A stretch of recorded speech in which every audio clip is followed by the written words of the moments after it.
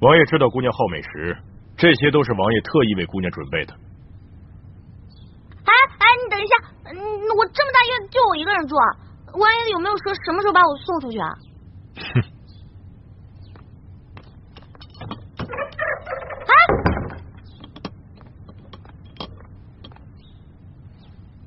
德行，亏什么也不能亏了自己肚子呀！早就听说云南美食最好吃了，今天总算大开眼界。哎呀，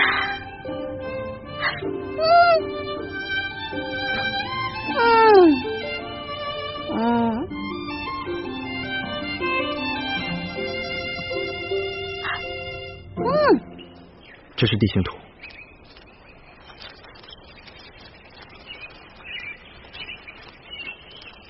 玉欢就被关在这个小院子里。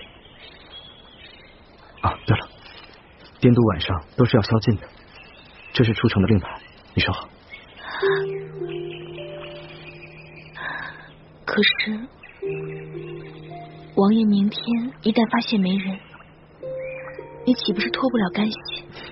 没关系，我就一口咬定，我什么都不知道就好了。